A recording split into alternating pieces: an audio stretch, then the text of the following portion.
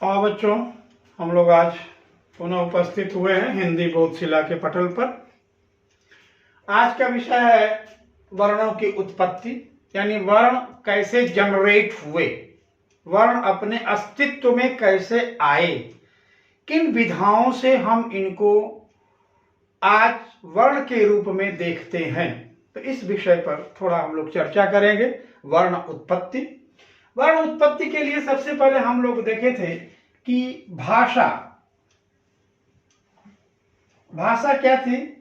एक ध्वनि थी। भाषा ध्वनि, कौन सी ध्वनि थी? उच्चरित ध्वनि। ठीक है मित्रों, उच्चरित ध्वनि। अब सवाल आता है कि ये उच्चरित ध्वनि क्या है? तो कल के क्लास में हम लोगों ने इस पर विचार कर लिया। उत माने श्रेष्ठ, चरित माने आचरण, यानी तकनीकी पूर्ण ढंग से सीख कर बोली गई ध्वनि भाषा है। इससे पिछले वीडियो में इसको हम लोग क्लियर किए। अब यहां पर उससे ध्वनि से वर्ण कैसे आया, वर्ण अपने अस्तित्व में ध्वनियों के सम्मिश्रण से किस तरह से बनता है, आज हम लोग इस विषय पर चर्चा करेंगे। तो मित्रों, भाषा एक ध्वनि है। ये ध्वनियां हिंदी भाषा में कितनी हैं? दो हैं। हिंदी भाषा में ध्वनियां कितनी हैं? दो हैं। कौन कौन से? एक है स्व प्लस र बराबर स्वर। स्व प्लस र बराबर स्वर। स्व मतलब, स्व की मीनिंग क्या है यहां बेटा? स्वतः। स्व माने स्वतः, अपने आप, सेल्फ, खुद से। और र की मीनिंग क्या है? रवित। रवित यानी उच्चरित। तो स्व र, स्वतः से उच्चरित होने वाली ध्वनि क्या कहलाती है? स्वर। स्वतः से उच्चरित होने वाली ध्वनि क्या कहलाती है? स्वर। संस्कृत में क्या कहते हैं इसको? स्वयमेव रवितः इति स्वरः। अब तो जगह नहीं है, इस नाते थोड़ा इसको लिख नहीं रहा हूं, आप लोग सुन लें। स्वयमेव रवितः इति स्वरः। भाषा की वे ध्वनियां जो स्वतः से प्रकट होती हैं, उच्चरित होती हैं, उद्बोध होती हैं, झंकृत होती हैं, अस्तित्व में आती हैं, उनको हम स्वर कहते हैं। तो एक ध्वनि हमारे पास आई, कौन सी? जो अपने से प्रकट होती है। दूसरी ध्वनि कौन सी है? दूसरी ध्वनि है वी प्लस अंजन। वी प्लस अंजन। वी का मतलब क्या हुआ मित्र? वी माने विशेष। वी माने विशेष। अंजन माने प्रयत्न। ओके, तो वी प्लस अंजन बराबर क्या हुआ? व्यंजन। वी प्लस अंजन बराबर व्यंजन, यानी विशेष प्रयत्न से उच्चरित होने वाली ध्वनि व्यंजन कहलाती है, और स्वयं से प्रकट होने वाली ध्वनि स्वर कहलाती है।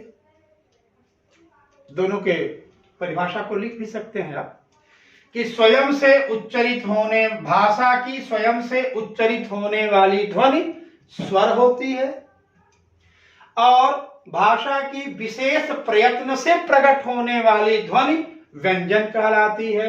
व्यंजना इति व्यंजना। ठीक मित्रों, पर अभी भाषा पैदा नहीं हुई है, अभी ध्वनि ही है, अभी भाषा नहीं पैदा हुई है। अब क्या होगा? जब ये स्वर और व्यंजन, ये दोनों ध्वनियां जब आपस में मिलती हैं तो एक और ध्वनि प्रकट होती है, जिसका नाम क्या है? वर्ण। क्या नाम है? वर्ण।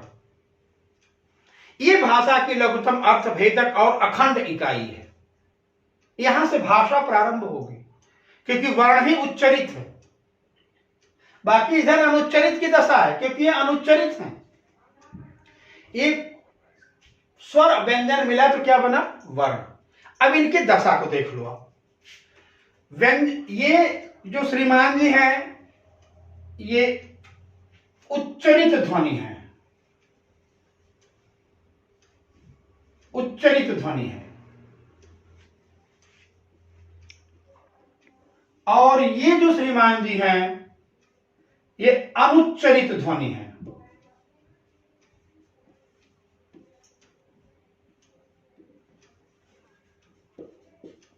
ठीक है, ये स्वर उच्चरित है, स्वतः उच्चरित है, और व्यंजन अनुच्चरित है। ये अपने से प्रकट नहीं हो सकते। तो ये प्रकट कब होते हैं? जब स्वर व्यंजन का वर्ण करता है। इस वर्ण की प्रक्रिया होने के कारण इस ध्वनि का नाम वर्ण पड़ा। ठीक है ना? इसका नाम जो वर्ण पड़ा, उसका कारण क्या है? इसको वर्ण हम क्यों कहते हैं? इस ध्वनि को वर्ण कहने का मतलब क्या? कि स्वर ने जब व्यंजन का वर्ण किया तो व्यंजन उच्चरित हुआ। जैसे यहां पर हमने लिखा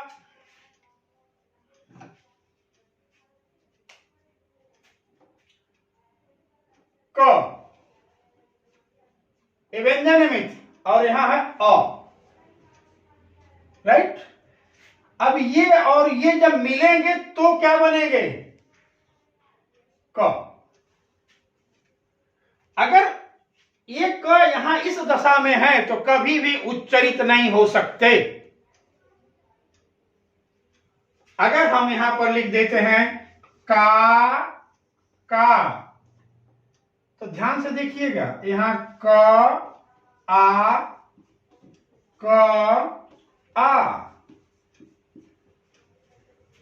ठीक है मित्र।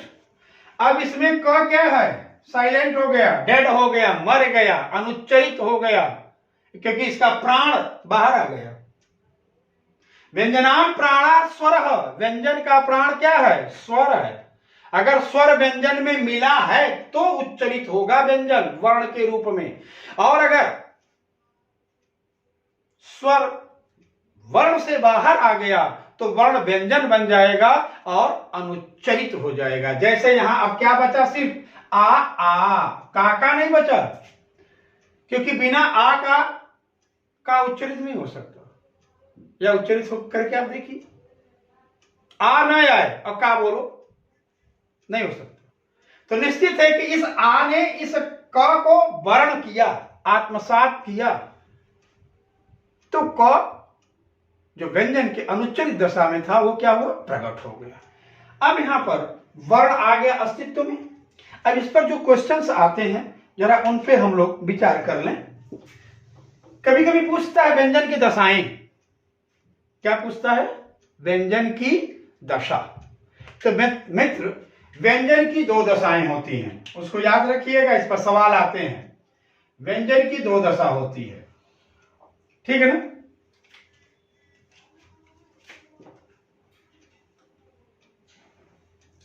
व्यंजन की दो दशाएं होती हैं।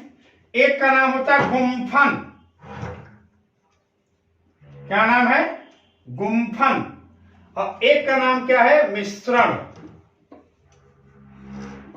ध्यान देना मित्र, ये जो गुम्फन है ये स्वर रहित दशा है, और मिश्रण क्या है? स्वर सहित दशा है।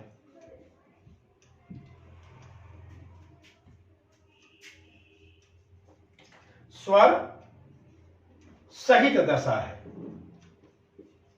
ठीक है ना? क्योंकि गुम्फन स्वर रहित है। स्वर रहित होने के कारण व्यंजन केवल गुम्फित होता है। बिना अ का क बोल करके देखिए, क की ध्वनियां उद्धत हैं प्रकट होने के लिए, लेकिन स्वर न मिलने से वो डेड पड़ी हुई हैं। तो केवल क्या हो सकता है? गुम्फित हो सकता है, प्रकट नहीं हो सकता। लेकिन ज्यों ही व्यंजन में स्वर मिल जाएगा वो वर्ण बन जाएगा, और वर्ण बन करके प्रकट होगा। तो मिश्रण का मतलब ही हो गया वर्ण की दशा, वर्ण दशा। वर्ण दशा का मतलब क्या हुआ? वे ध्वनियां जिसमें स्वर और व्यंजन दोनों का मिश्रण हो। तो जब स्वर और व्यंजन दोनों का मिश्रण होता है तो जो ध्वनि होती है क्या होती है? वर्ण होती है। व्यंजन की दो दशाएं हो गई, ये आपके सामने है। स्वर पर कभी कभी कई प्रश्न आते हैं, तो स्वर के बारे में आप जान लें, क्योंकि पूछ देता है। स्वर को और भी नाम से जानते हैं, वो विकल्प क्या देता है नाम से जानने के लिए, ठीक है ना। तो स्वर को अक्षर भी कहते हैं, स्वर को प्राण भी कहते हैं,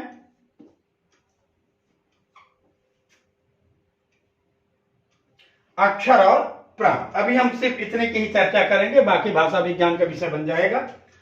तो स्वर को हम अक्षर भी कहते हैं और प्राण भी कहते हैं। किसका प्राण? व्यंजनों का प्राण। अक्षर क्या है? अक्षर किसे कहते हैं? लिख लीजिए आप लोग, अक्षर भाषा की वे ध्वनियां,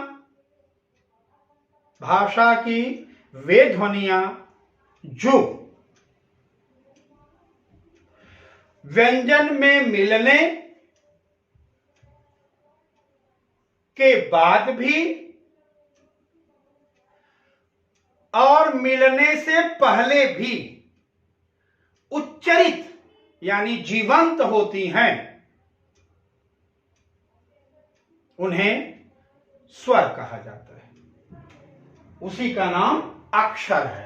अक्षर का सीधा सा शाब्दिक अर्थ क्या हुआ? अ माने रहित, क्षर माने नाश, यानी भाषा की नाश रहित ध्वनियां अक्षर कहलाती हैं। और ये होती कौन है? स्वर। स्वर अक्षर होता है, इनका कभी नाश नहीं होता।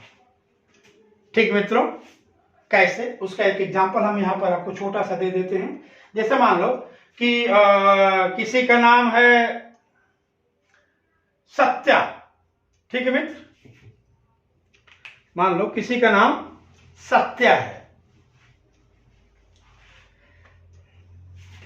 अब देखिए यहां सत्या, ये शब्द है।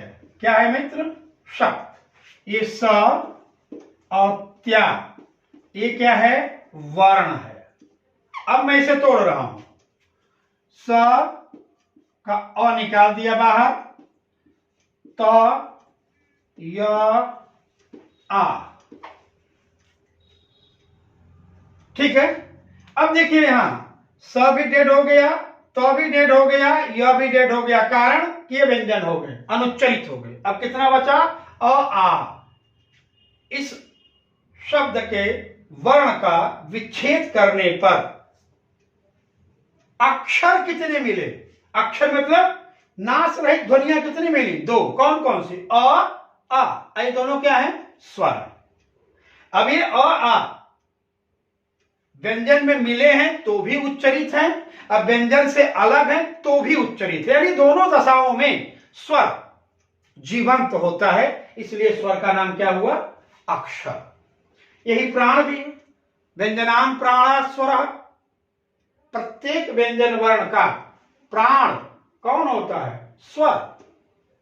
क्योंकि वर्ण व्यंजन स्वर के मिश्रण है, जिसमें स्वर उच्चरित है, व्यंजन अनुच्चरित है।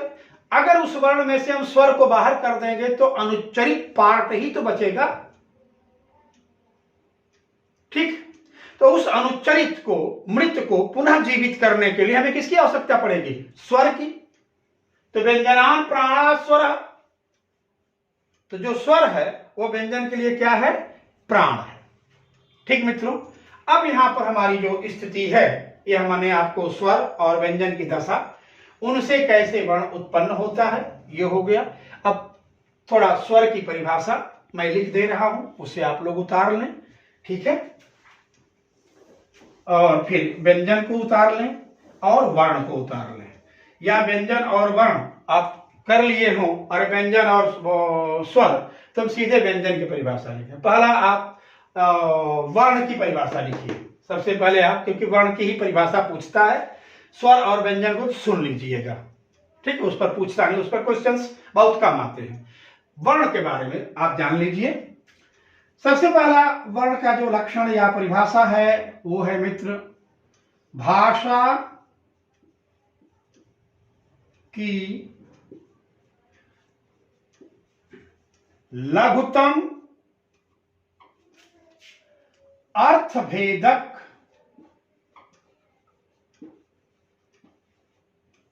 इकाई जिसका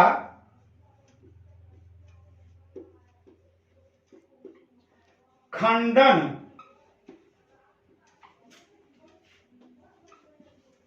नहीं हो सकता,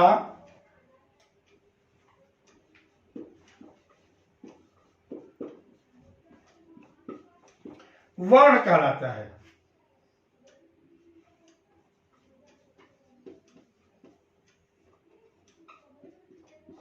दूसरा है वर्णांते स्वरा, वर्णांते स्वरा, यानी जिन ध्वनियों के अंत में स्वर होते हैं वे ध्वनियां वर्ण कहलाती हैं। ठीक है ना, वर्णांते स्वरा, राइट, यानी जिन ध्वनियों के अंत में स्वर होते हैं वे ध्वनियां वर्ण कहलाती हैं। सिर्फ हम इसी दो पर चलते हैं। अब इनके लक्षण क्या है? लघुतम, इसे ध्यान रखना मित्रों, अर्थभेदक और अखंड, यानी खंडन रहित, अखंड कर दो, जिसका खंडन नहीं हो सकता। तीन विशेषताएं हैं भाषा की लघुतम इकाई वर्ण की। तीन विशेषताएं हैं। नंबर 1 ये लघुतम है, दूसरा अर्थभेदक है और तीसरा इनका खंडन नहीं किया जा सकता। कारण कि जब आप इनका खंडन करेंगे तो भाषा मर जाएगी। ठीक है ना, एक छोटा सा उदाहरण दे रहा हूं, उसको आप देखिए, उसी से हम तीनों को फाइनल कर रहे हैं। थोड़ा समय और जगह दोनों का अभाव है मित्र, इसको आप देखिएगा यहां कि वो लघुतम कैसे, अर्थभेदक कैसे, खंडन कैसे किया जा सकता है इसका, या अखंड कैसे। हम यहां पर लिख देते हैं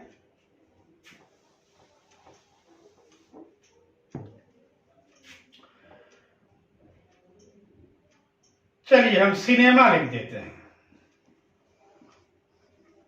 सिनेमा, ठीक, एक शब्द है मित्र,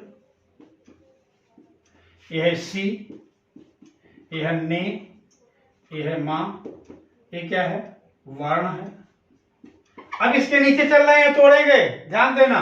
स टूटा तो ई निकल गया बाहर, न टूटा तो ए निकल गया बाहर, मां टूटा तो आ निकल गया बाहर।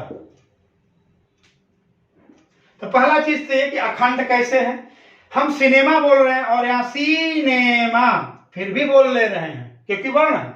अब यहां क्या होगा, क्योंकि यहां तो व्यंजन आ गया, ये व्यंजन, ये व्यंजन, ये व्यंजन, ये तो अनुच्चरित है। तो क्या हम बोल पाएंगे? ई ए आ, क्या बोल पाएंगे हम? बस ई ए आ, यानी भाषा मर गई, सिनेमा का भाव खत्म, भाषा मर गई। तो ये अखंड है, ये इस वर्ण को तोड़ नहीं सकते हम। अगर इससे नीचे हम आएंगे तो क्या हो जाएगी? भाषा मृत हो जाएगी, मर जाएगी। इसलिए ये अखंड भी है। अर्थभेदक है, यहां क्या है? सिनेमा। अब हम इसमें से सारे के सारे वर्णों में से हम केवल एक को हटा दें कोई, ठीक है ना। हम स को ई को हटा करके सु कर दें, क्या हो जाएगा? सुनेमा। अर्थ की स्थिति बदलेगी।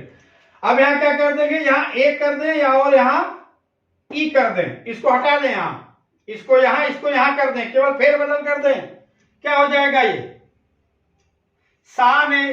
सानेमी, तो सानेमी आए तो भी अर्थ का भेद होगा। कुछ भी आप परिवर्तित करोगे वर्ण के आधार पर, कुछ भी परिवर्तन अगर आप लाएंगे तो वो अर्थभेदकता पैदा करेगी। यहां हमने लिख दिया सपोज जैसे तिल्ली, दिल्ली, तो तोड़ रहा हूं इसको, द ई ला ई। इसमें से हम अर्थभेदकता पर ध्यान दीजिएगा, इसमें से हम केवल द की जगह ब लिख दें। अभी क्या हो गया, दिल्ली क्या बन गई, बिल्ली। तो ये अर्थभेदक है, लघुत्तम है, तोड़ नहीं सकते वर्ण को। इतना ही नहीं, अगर आप केवल शिरोरेखा तोड़ोगे, क्या तोड़ोगे, शिरोरेखा, तो भी अर्थ में अंतर आ जाएगा। बलाघात बदल दोगे, जैसे मैं बोलूं, उसने कहा प्रिय रुको मत जाओ, यानी रोक रहा है, यही वाक्य है, उसने कहा प्रिय रुको मत जाओ, अर्थ में परिवर्तन आए। तो वर्ण के पटल पर आप बलाघात भी करेंगे, निपात भी बदलेंगे, कामा बदल देंगे, या वर्णों का आगे पीछे कर देंगे, या शिरोरेखा तोड़ देंगे, अर्थ में परिवर्तन वो आ जाएगा। जैसे शिरोरेखा का एक छोटा सा उदाहरण मैं आपको देखूं कि काग दही पर जान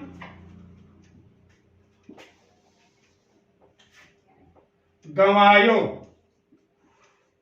ये मैं कई बार यूज किया हूं, आज फिर यूज कर दे रहा हूं। क्या है मित्र, काग दही पर जान गंवायो। अब देखिए, मैं केवल शिरोरेखा तोड़ूंगा, वर्ण भी नहीं इधर उधर करूंगा, वर्ण का अनुपात भी नहीं घटाऊंगा बढ़ाऊंगा, केवल शिरोरेखा तोड़ूंगा। एक काग है, हमने यहां लिखा का, केवल इन दो पदों का हमने तोड़ दिया, शिरोरेखा पर जान। देखिए क्या दोनों का अर्थ बराबर है। यहां है काग दही पर जान गंवायो, यानी कौआ दही के ऊपर जान दे बैठा। यहां क्या, का गदही पर जान गंवायो। दोनों के अर्थ का जो अर्थांतर है किससे आया, केवल शिरोरेखा के भेदन से। तो वर्ण जो होता है लघुत्तम है, अर्थभेदक है और अखंड है। ठीक मित्रों, तो वर्ण हमारी स्थिति में आए हैं। वर्ण कैसे बना, स्वर और व्यंजन के मेल से बना। स्वर क्या है, व्यंजन क्या है, स्वतः उच्चरित होने वाले, विशेष प्रयत्न से उच्चरित होने वाले। ठीक है, अभी जो स्वतः उच्चरित और विशेष प्रयत्न है, इसको हम लोग अगले वीडियो में डालेंगे कि स्वर कैसे अपने आप प्रकट हुआ और व्यंजन के लिए हमें क्या क्या प्रयत्न करना पड़ा, उसका पूरा प्रैक्टिकल यही करेंगे और सारे वर्णों की उत्पत्ति प्रैक्टिकल करके अस्तित्व में लाएंगे। मेरे बच्चों, आज का वीडियो हम यही समाप्त करते हैं। आशा करते हैं कि ये चीजें आपके बोधगम्यता में होंगी, और अगर न हो तो मैं उपलब्ध हूं, मेरा नंबर आपके पास है, आप जब चाहें, क्योंकि मैं बताया ना कि मैं आपके लिए वचनबद्ध ही नहीं, कटिबद्ध ही नहीं, संपूर्ण रूप से समर्पित हूं। आप जब चाहें हमें कॉल करके, ठीक है, बस ध्यान देना कि 9 से 11 ये 2 घंटा कॉल मत कीजिएगा आप लोग रात को, क्योंकि मेरा मेडिटेशन का टाइम होता है। बाकी आप 24 आवर्स आपके पास है। इन विषयों से संबंधित अगर कोई डाउट्स आ रहा है तो मैं आपके लिए उपलब्ध हूं। धन्यवाद बच्चों।